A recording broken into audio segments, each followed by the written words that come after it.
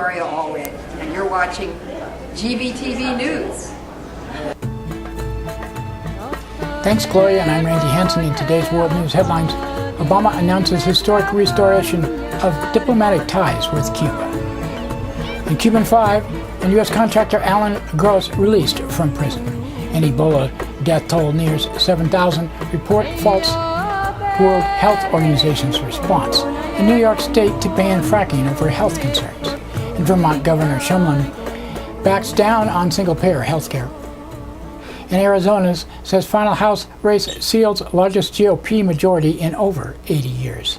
And Sony Pictures spikes North Korea comedy after threats and the hacking. In Colombia, says FARC rebels announce unilateral ceasefire. And New York lawyers hold die-in over killings of Eric Garner and Akai Gurley. And Rikers jail officer convicted for death of prisoner who ate soap ball. And FBI probe possibly lynching of North Carolina teen. And out of South Carolina, 14-year-old black boy exonerated 70 years after execution. GVTV News is broadcast on Grass Valley Television Division of Rural Counties Television Network, whose focus is on community involvement. We also air on NCTV, but before these stories, GVTV News would like to thank one of our underwriters who supports your only visual video news media in Nevada County. That's right, it's us, GVTV News.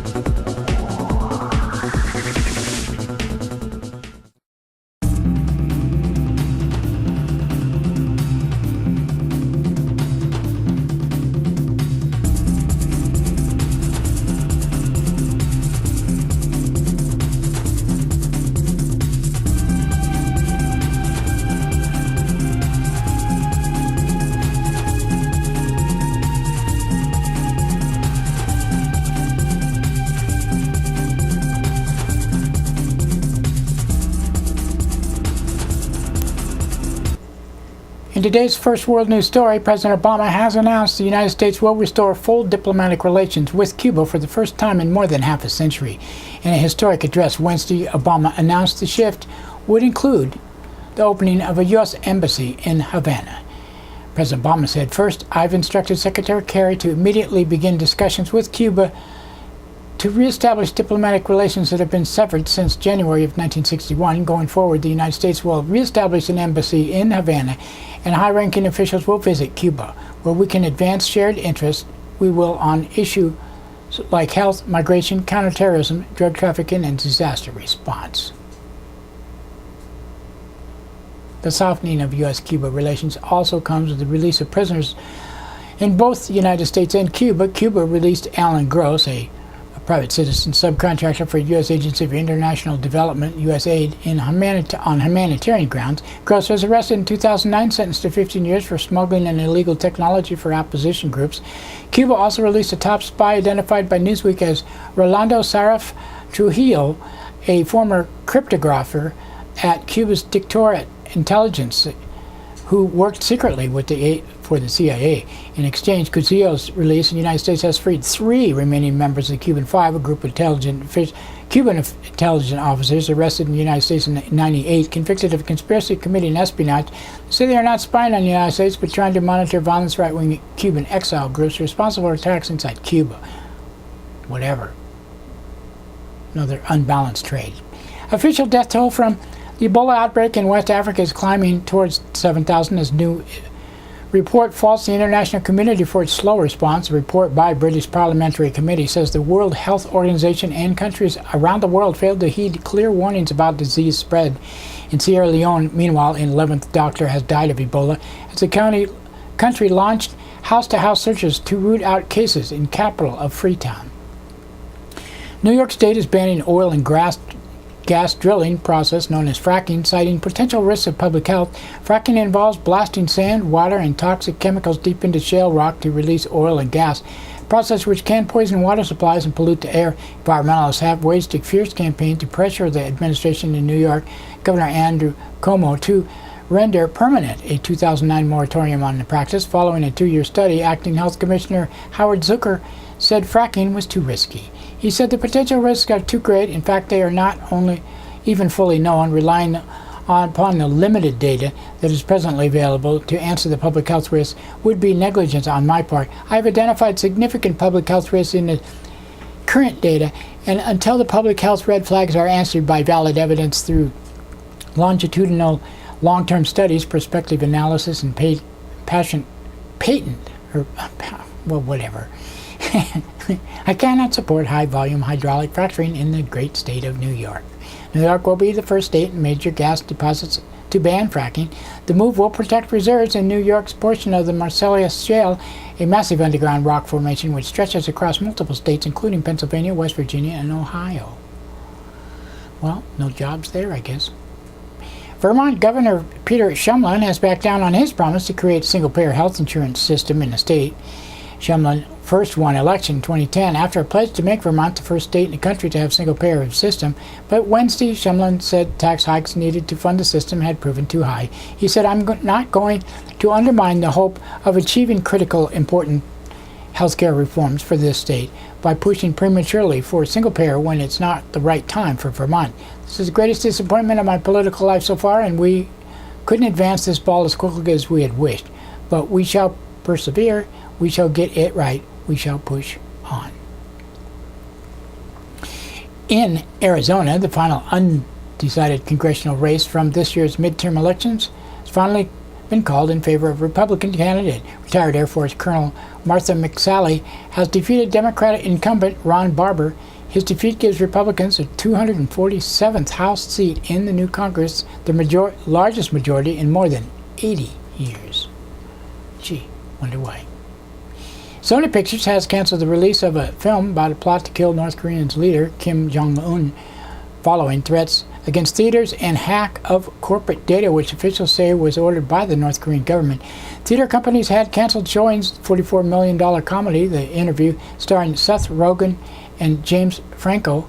Sony says it's no further plans to release the film.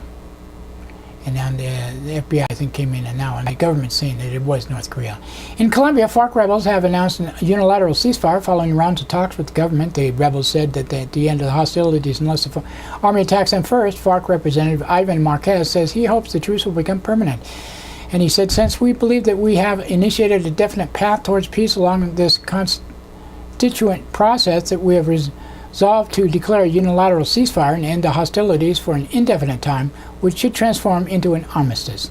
Talks between the Colombian government and FARC aimed at resolving the 50-year conflict resumed earlier this month in our new favorite place, Cuba. In New York City, protesters gathered Wednesday to mark 5th month since the death of Eric Garner. Garner died after police placed him in a chokehold and pinned him to the ground while he repeatedly said he couldn't breathe. Staten Island grand jury declined to indict Officer Daniel Pantaleo for Garner's death. Demonstrators are also called for justice in the case of the slain African-American Akai Gurley, who died in November after an officer allegedly fired his gun by accident in a dimly lit staircase in the Brooklyn housing project. Officer said Peter Lang then texted his union rep as Gurley lay dying. On Wednesday, the group of attorneys staged a die-in at the Brooklyn jail. This is attorney Lisa Edwards before Deborah Wright. And before Deborah Wright was the Deborah White, President Associated with Legal Aid's Attorney UAW Local 21325, said, "We represent clients every single day, and we want them to know that not only are we upset, obviously, that it's been happening to Mike Brown, Eric Garner, and now we're waiting, obviously, for what happened to Akai Gurley, the grand jury's decision. We also want to make sure that clients who are here today and others boroughs know that we care about them. And Lisa Edwards said, we work in the system, but the system is broken, so we're here to say it's time for the system to be fixed. We need open grand jury minutes. We need to get justice. Well, the only one way justice, I guess. Former corrections captain at New York's Rikers Island jail complex has been convicted of violating civil rights of a mentally ill prisoner who ate a packet of toxic detergent and was left to die in his cell. 2012, Jason Echeverria, I guess it was burning his insides. He had eaten it, and he was found dead in the morning. Pendergrass could face charges of up to 10 years in prison following his conviction. The FBI has launched an investigation into the death of a teenager who found hanging from a swing set in North Carolina in August. 17-year-old Lennon Lacey was found dead in a trailer park in the tiny town of Blandboro. He had been in a relationship with an older woman. Local authorities quickly ruled his death a suicide, but his family and the local NAACP has raised possibilities he may have been lynched. They say local police rushed to a judgment and overlooked basic questions like why Lacey was wearing someone else's shoes. And now there's, I just do these stories, so sometimes there are stories that, I don't know. This one stretches way back, 70 years ago. 14-year-old African-American teen wrongfully convicted of murdering 2 white girls that had his name cleared 70 years after he was executed for their crime in 1944. George Stinney became the youngest person executed in the United States in the 20th century. He weighed less than 100 pounds and had to sit in a phone book to fit into an electric chair at his execution. Stinney was charged, tried, and convicted and executed within 83 days by a jury of 12 white men after his white lawyer failed to call on any witnesses for his defense. His family has long said he was forced to admit to this crime when he didn't do it. And that's it for World News today. Now another thanks to one of our underwriters who supports your only visual video news media in Nevada County. That's right, it's us, GVTV News.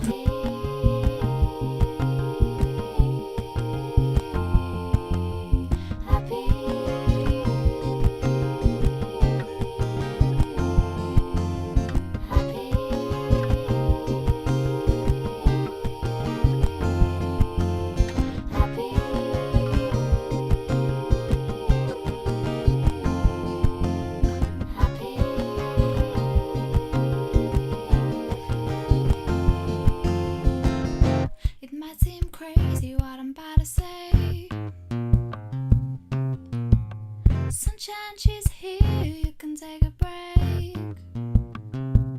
I'm a hot air balloon, I could go to space. With the air like I don't care, baby, by the way. Because I'm clap along if you feel like a room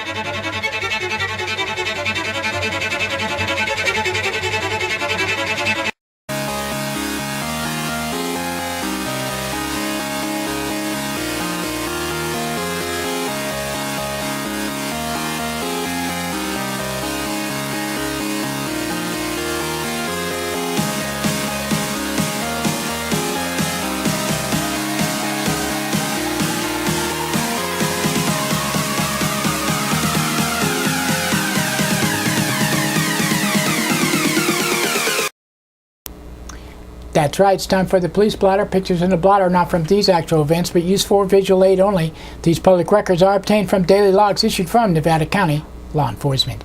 Nevada County Sheriff's Office on Tuesday, 10:06 a.m., a caller on a 15,000 block of Little Valley Road asked to speak with an officer regarding a potential fraud case after she received a number of letters in the mail notifying her that someone had attempted to open up a line of credit in her name.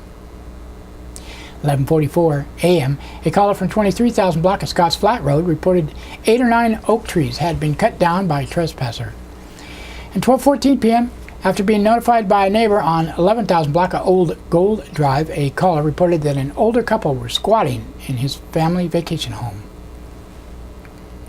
1:32 p.m., a caller from 12,000 block of Rough and Ready Highway reported the loose dog had just attacked his girlfriend. And 4:45 p.m., a caller from Crow's Nest Lane reported that a juvenile had made a large whip and was using it to strike things and threatened other juveniles. 7:12 p.m., We Trip Incorporated advised that an anonymous tipster described a bomb threat suspect at Nevada Union High School as a freshman, roughly 5 foot tall, 120 to 125 pounds, in Grass Valley Police Department on Tuesday. 8 a.m., a 911 caller, or 911 caller, on the 600 block of Freeman Lane reported flooding in a business. 8:11 a.m., a caller from 100 block of Kendall Street reported that her ex-boyfriend had used her address to rent a vehicle that had not yet been returned. And 10:30 a.m., a caller from 100 block of West McKnight Way reported male subjects harassing people in a parking lot. At 11:38 a.m., a caller from 300 block of South Auburn Street asked to speak with the officer regarding counterfeit currency. And at 12:25 p.m., a caller from 700 block of Freeman Lane asked to speak with an officer about a stolen purse. 12:35 p.m., a female subject came into the police department lobby to report her juvenile daughter for possession of marijuana. And 12:56 p.m., a caller from 300 block of Bennett Street reported a possible vandalism case. And 12:57 p.m., a caller on 1400 block of Redwood Drive reported that she believed her mother might be involved in some type of fraud case. 12:58 p.m., a caller from the vicinity of Whiting Street and Joyce Drive reported suspected transients trespassing on his property. And 12:52 p.m., a caller from 200 block of Sutton Way reported to have a sandwich bag full of marijuana picked up. 4:14 p.m., a caller from 100 block of West McKnight Way reported he had been assaulted by his girlfriend. And Wednesday, 2:14 a.m., during an extra patrol on Stennett Street, officers issued a citation for camping in city limits. And 2:55 a.m., subjects on the 400 block of Sierra College Drive were warned that the city's camping ordinance. And Nevada City Police Department on Tuesday, 12:44 p.m., caller from 100 block of Lower Grass Valley Road reported two suspected trespassers in a vehicle that didn't belong to them. And 1:30 p.m., a caller from 300 block of Boulder Street reported a trespasser on her property. And 1:45 p.m., a business 100 block of Union Street reported a female subject had locked herself in a bathroom, stated she was experiencing a PTSD attack. Wednesday, 1:39 a.m., a caller from 200 block of Broad Street reported that her vehicle was hit in a parking lot behind a hotel. And that's it for the blotter today. Now another thanks to one of our underwriters who supports your only visual video news media in Nevada County. That's right, it's us, GVTV News.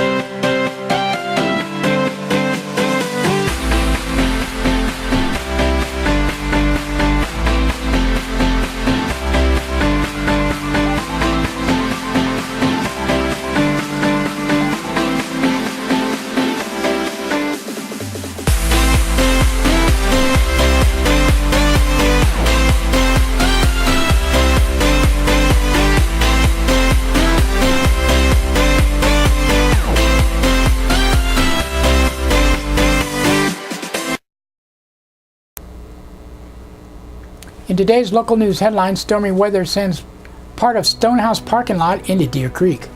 An anti-fur demonstration at Victorian Christmas draws counter-protest. And major injuries reported after a solo collision on Highway 49. And Yuba County Sheriff, Camptonville man found dead. In our first story, earlier this month, after the first heavy rains, a retaining wall at the edge of the Stonehouse parking lot in Nevada City gave way, dropping heavy boulders and chunks of blacktop into Deer Creek. And it's not the first time, as Stonehouse owner Nikki Wu said this is the third instance of which she's aware.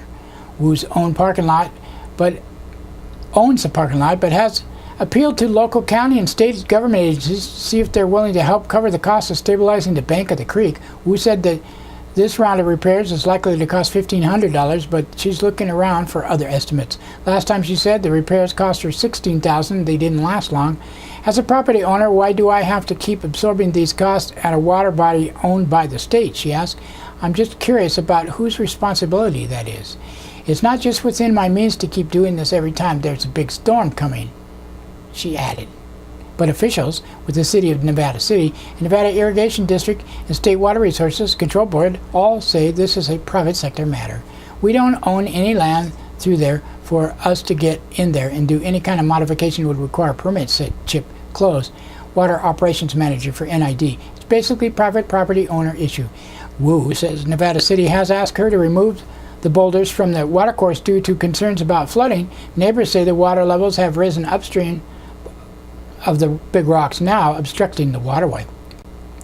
Caitlin Hacker, a researcher for the Sierra Streams Institute, said that determining any specific negative effects on water quality and biological life would require further scientific investigation, but it's not a good situation for the creek. Some negative ramifications may include further erosion from the bank of runoff from the parking lot more readily flowing into the creek, Hacker wrote in an email to the union. Meanwhile, Wu says Stonehouse has lost the use of 8 parking spaces due to the rock wall's collapse. That's roughly 15 to 20% of the parking lot's total capacity. And parking spaces are limited resources in Nevada City. Well, they're actually limited everywhere up here. Well, let's hope she gets it done because she's a great person and it's a great place. A group of activists protesting the use of animal products at fur traders in Nevada City might have drawn more attention if they wanted, couldn't have more attention than they wanted to on when a group apparently counter-protesters arrived at the scene demonstrated against the anti-fur demonstration. Stacey Sanders and Jody Hansen, who organized the anti-fur protest, suspect that the counter-protesters were hired by fur traders owner Barry Costello, but Costello says that's not the case. There's no paid demonstrators, he said. He says the protest announcement got a lot of traction online and that drew a crowd. According to Costello, there were 4 different groups staging separate demonstrations at the same time, not including members of the 4-H and Future Farmers of America who also dropped in to share their 2 cents. It brought all kinds of people, Costello said. The flurry of activity might have been the result of an email blast from Peoples for Ethical Treatment of Animals, PETA, publicizing Sunday's protest and urging people to join local PETA supporters to raise awareness about the cruelty of the fur industry. Anti-fur demonstrators organizers said they are not affiliated with the controversial animal rights organization, but Sanders' email address was included in PETA's announcement as contact information. We're independent people, not representing any kind of group, said Hansen. We're just animal lovers speaking up for the voiceless. Well, I don't know about her, but I have lots of animals and they all talk all the time. After speaking with both sides, it's unclear exactly how the anti-PETA demonstrators got involved, but both fur traders proprietor Barry Costello and the anti-fur demonstrators agreed that their presence was disruptive. At one point, store employees called the Nevada City Police Department due to the protesters blocking the sidewalk in front of the store's entryway and because of concerns that the conflict might get physical. They just started yelling and screaming, and then we were worried about someone wanting to get out of the store. Costello doesn't want to fan the flames, but he also doesn't mind the publicity. A lot of people came to just buy something because the protesters against furs and leathers or wool or whatever, they came in to buy because of them. But it creates an erratic business cycle we don't need in the holiday season. Costello said he respects the rights of the anti-fur protesters to express their opinions, but wishes they'd chosen a different time frame.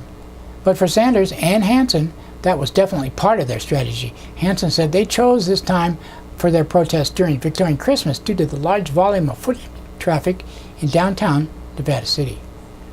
We're just trying to bring awareness to how cruel fur is and how it's not necessary to wear real fur, Hansen added. And by the way, that's S-O-N, not S-E-N.